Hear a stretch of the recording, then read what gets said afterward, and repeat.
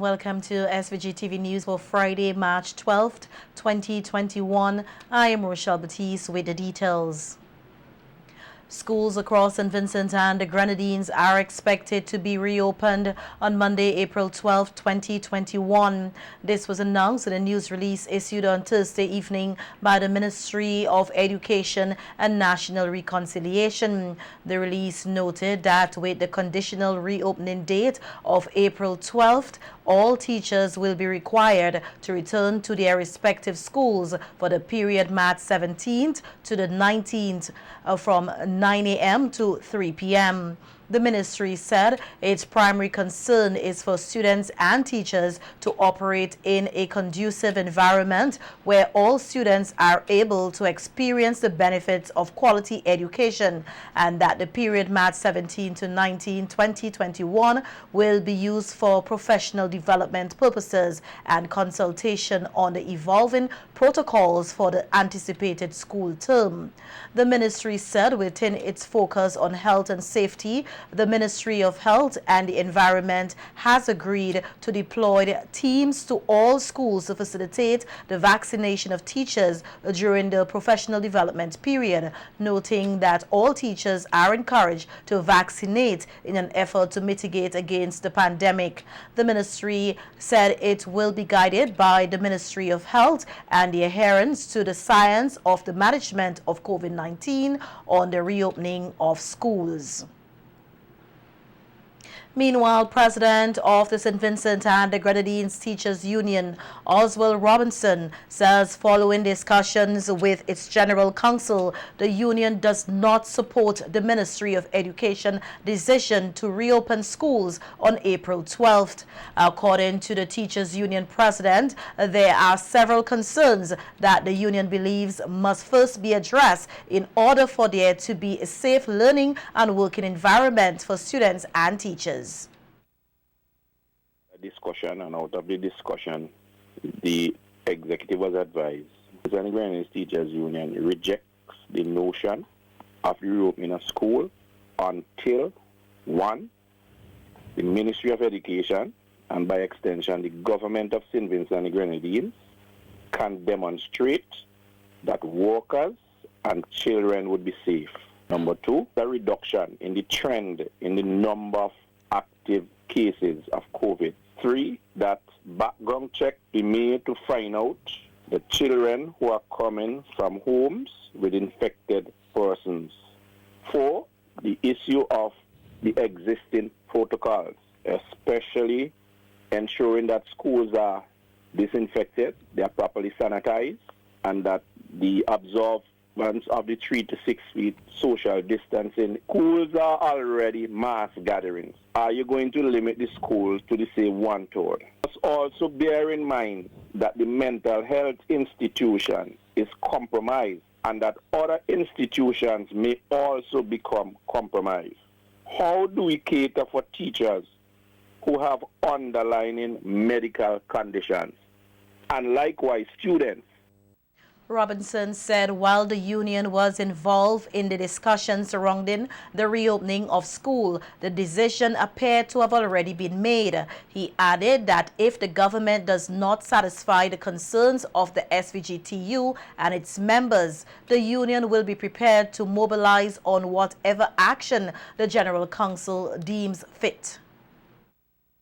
Remember, we are saying that we want these things to be in place before we could entertain any thought of reopening a school. When we had that meeting last Friday with the ministry, our understanding was it was for those students who are going to write CXC, grade 6, Form 5, and those who are writing K. If the government and the Ministry of Education, if they do not put these in place, then we are in the process of mobilizing our teachers to take any step that is given to us from the membership.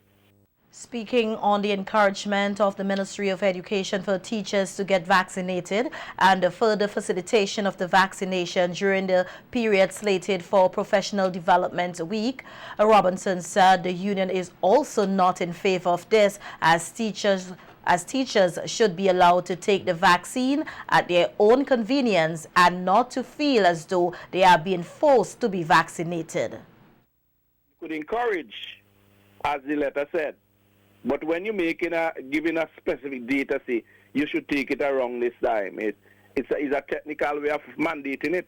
We are not interfering with teachers who want to take the vaccine. It's a choice to take it or not to take it.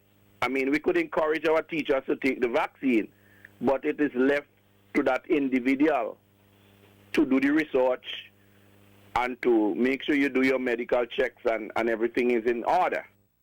In other news, the Ministry of Health, Wellness and the Environment has given the assurance that there is nothing to worry about the AstraZeneca COVID-19 vaccine, which will continue to be administered here in SVG despite its suspension in a few countries.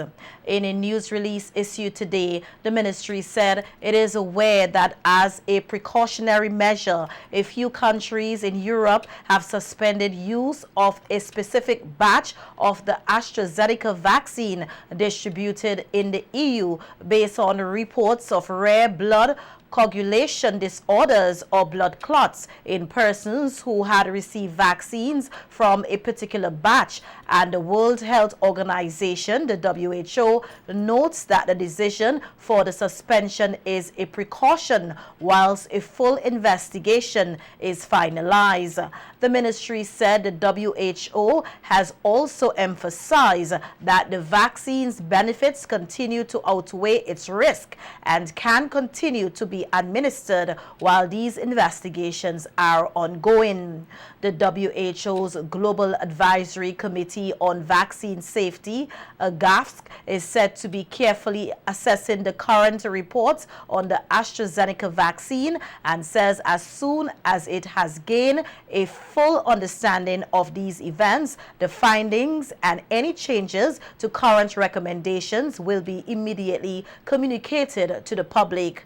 According to the Ministry of Health, so far, over 268 million doses of COVID-19 vaccines have been administered since the start of the pandemic, based on data reported to the WHO by national governments, and no cases of death have been found to have been caused by COVID-19 vaccines to date, which is also true here in St. Vincent and the Grenadines and in neighboring countries, Barbados, Dominica, St. Lucia, Grenada, Antigua and Barbuda, and St. Kitts and Nevis, where no adverse reactions and or deaths related to administering of the AstraZeneca vaccine have been recorded. Noting that the AstraZeneca vaccine continues to be safe and does what it purports to, that is reduce the severity of illness from COVID-19 and reduce the likelihood of hospitalization and possible deaths, the ministry said it will continue to be guided by any and all findings and changes, if any, in respect of administering the AstraZeneca vaccine here in SVG. And St. Vincent and the Grenadines on Thursday reported no new positive cases from 299 samples received and processed on Wednesday, March 10, 2021. 6 persons were cleared, bringing the number of total recoveries to 1,120. 546 cases remain active and 8 persons with COVID-19 have died. 1,674 cases of COVID-19 have been reported in St. Vincent and the Grenadines since March 2020. The National Emergency Management Organization, NEMO, continues to urge the public to use a mask, sanitize, physically distance, and get vaccinated to reduce the spread of COVID-19 here in SVG. The walk-in vaccination site at the Victoria Park will continue to be open from 9 a.m. on Saturday, March 13, 2021. A psychiatric medical officer at the Mental Health Rehabilitation Center is encouraging families of persons suffering with mental illness, particularly those taking prescribed medication, to ensure that they take them and follow the COVID-19 protocols as best as they can. Speaking on NBC Radio this morning, Dr. Charlene Denny Richardson said it is also important that mental health patients keep their follow-up appointment at the various outpatients clinics. Outpatient clinics are still open to all patients with the following clinic days. Every first Thursday in the month at the Georgetown Health Center at 9 a.m. Tuesdays at the Stubbs Polyclinic beginning as well as 9 a.m. Wednesdays at the Bookerman Polyclinic also at 9 a.m. Fridays at the Mental Health and Rehabilitation Center at 8:30 a.m. It is very important for us to take care of our patients and to try to keep our stable outpatients on the outside of the institution, especially in light of the recent number of COVID-19 cases among our inpatients. Dr. Denny Richardson is also encouraging all mental health patients to take the COVID-19 vaccine as they are considered at high risk. The psychiatric medical officer further noted that while at this time visitation at the Mental Health Rehabilitation Center has been curtailed, persons can still bring food and other items for their loved ones and leave them at the front desk. An additional reason to keep our loved ones stable is presently there is no visitation allowed at the Mental Health and Rehabilitation Center, which would as well stand for our isolation unit, which most of you would know about, located at Queens Drive. With that being said, I will also like to take the time to encourage all patients to get vaccinated to aid in the fight against COVID-19.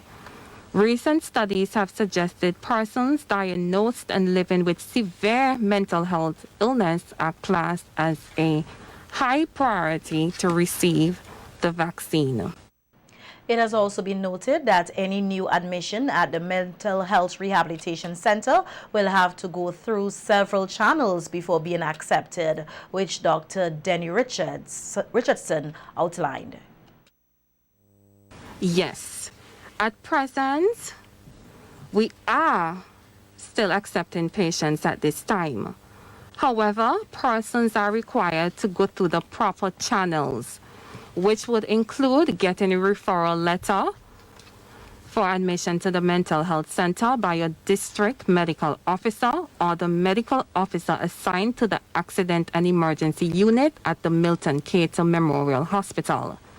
This is to ensure that the protocol can be followed, which would include the testing of patients for the coronavirus prior to admission to the mental health center.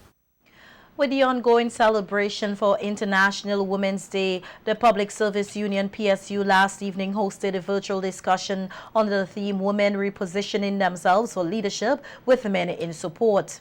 One of the panelists was Counselor in the Ministry of National Mobilization, Kesley Cambridge, who spoke about some of the challenges men and women face as leaders.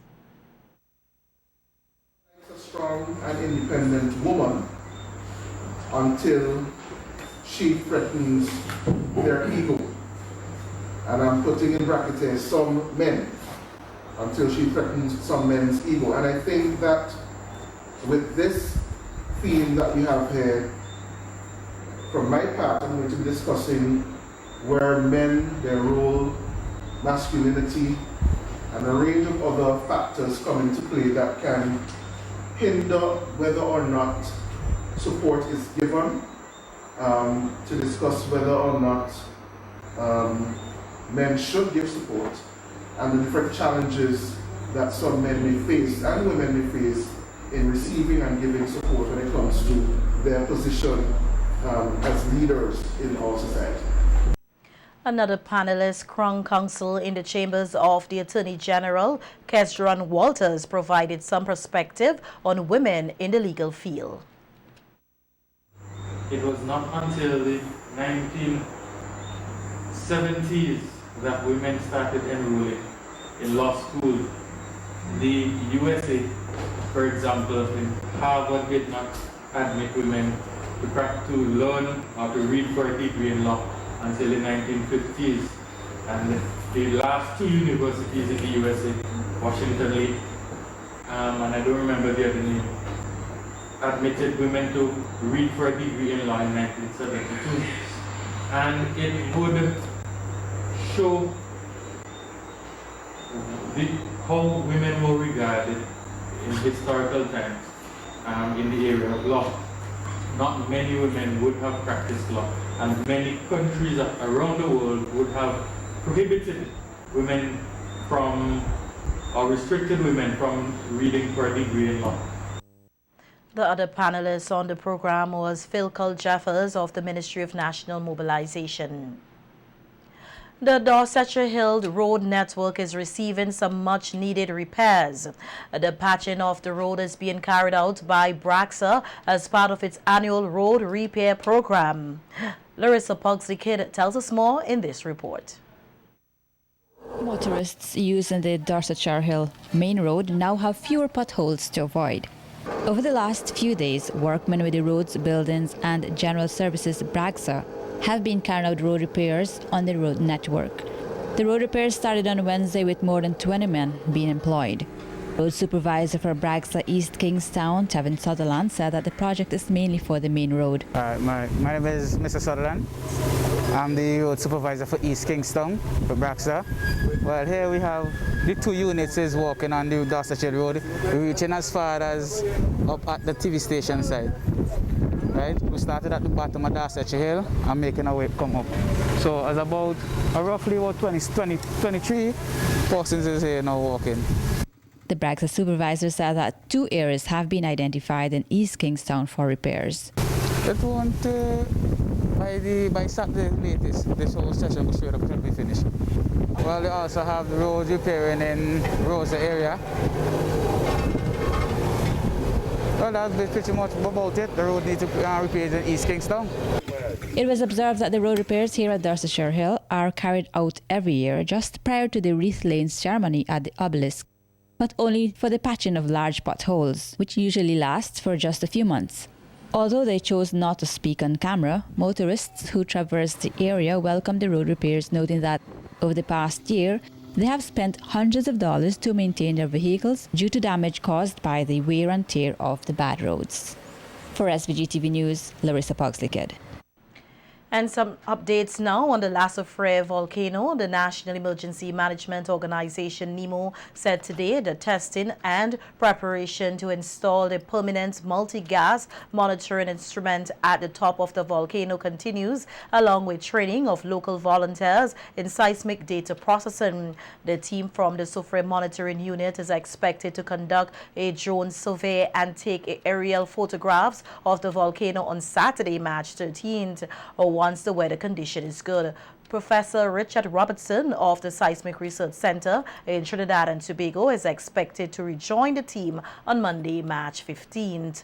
NEMO is reminding the public that no evacuation order or notice has been issued as it continues to appeal to the public to desist from visiting the Lasso Freire volcano, especially going into the crater, since doing so is extremely dangerous. The Disaster Emergency Management Organization says it will continue to provide regular updates on all activities taking place at Lasso Freire. Anthropologist Dr. Unique Hume is one of many persons who strongly believes that Balasso should be made sacred land.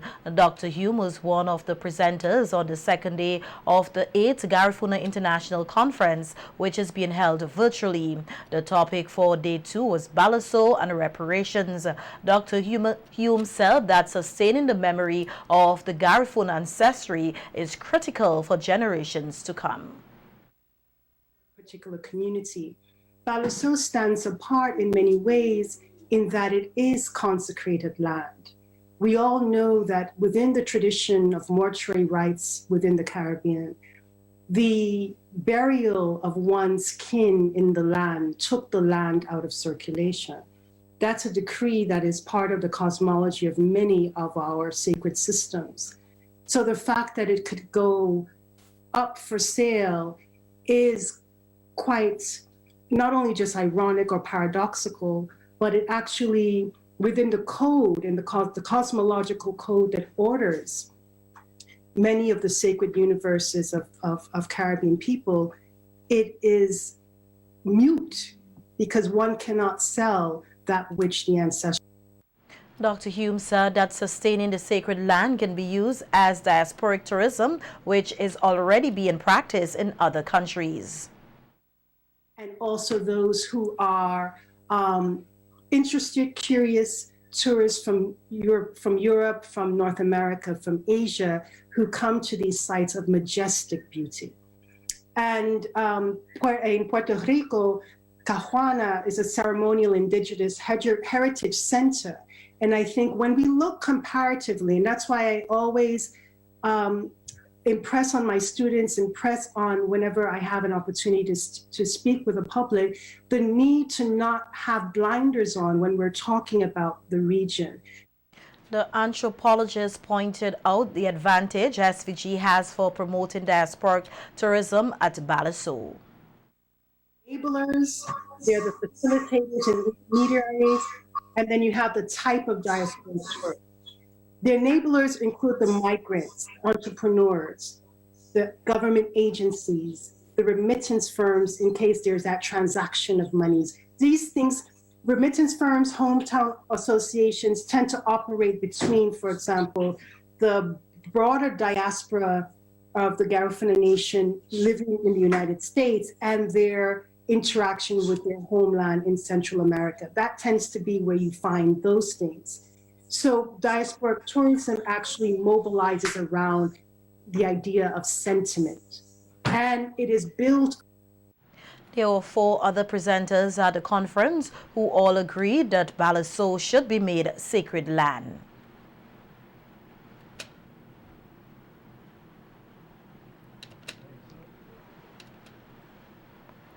And on Sunday, March 14th, SVG will observe National Heroes Day under the theme Appreciating Our Identity, Preserving Our Heritage with Pride.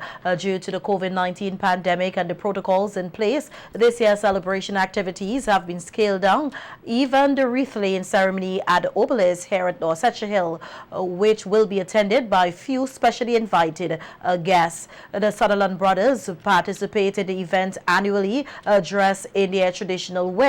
And though they will be among those in attendance on Sunday, Augustine Sutherland said their level of participation this year will be one with a difference.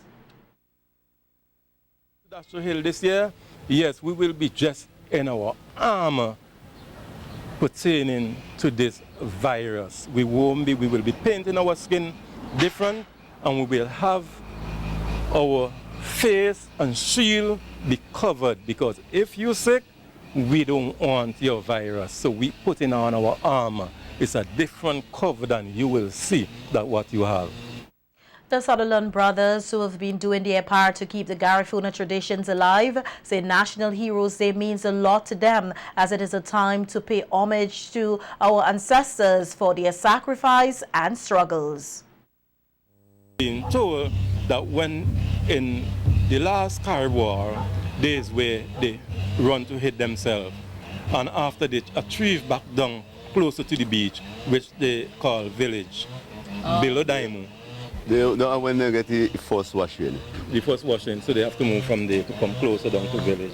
Then they come village again and get another washing. And then they have to move to Old Sandy Bay. To reach to Old Sandy Bay. Old Sandy Bay, they go and get washed out there again. Next washing again. And then that's how they reach into New Sandy Bay. New Sandy Bay now. Recently, it have a washing again. Big flood that happened and washed. Big washing coming Sandy Bay. If you follow the trend, right, it seems like the indigenous people from way back when it have a disaster following them to move them from one place to the next. Prime Minister Dr. Raul Gonzalez will be the featured speaker at the Wreath Laying ceremony with brief addresses from Minister of Culture Carlos James and President of the Garifuna Heritage Foundation David Daki Williams.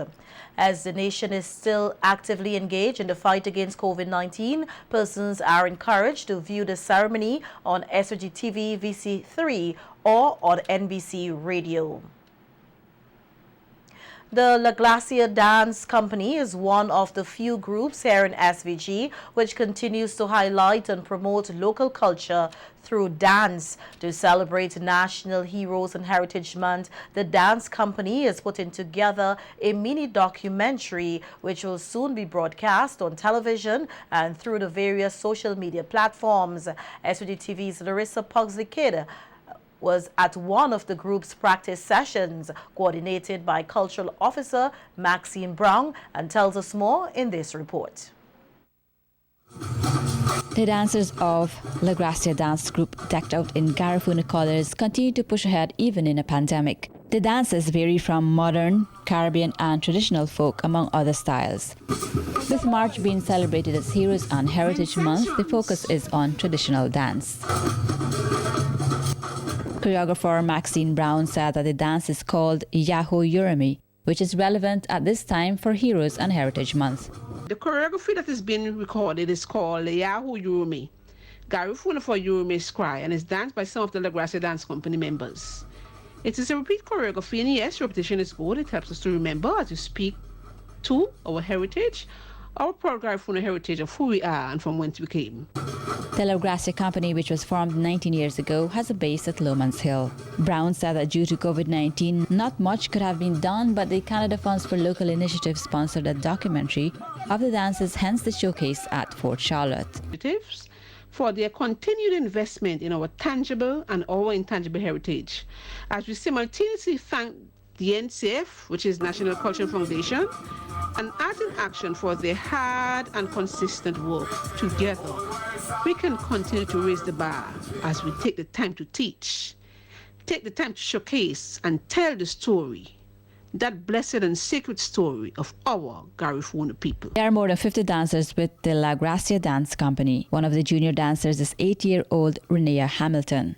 The excited dancer said that she enjoys dancing the traditional dance as it helps her understand the culture of her ancestors. When I think of my heritage, I think of who I am, where I come from. My foreparents left tradition for us to follow like dance.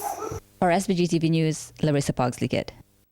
In other news, the Carnival Development Corporation, CDC, has expressed deep sadness at the passing of veteran broadcaster Nina Maloney. In a statement today, the CDC notes Maloney's personal contribution to the Carnival culture, which spans several decades.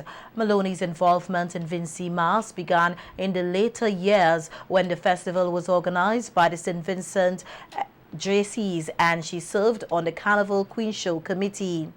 Following the formation of a Carnival Development Committee, CDC, in 1972, Maloney served as a member in several capacities for many years, and in 1999, she retired from active involvement as a Carnival organizer.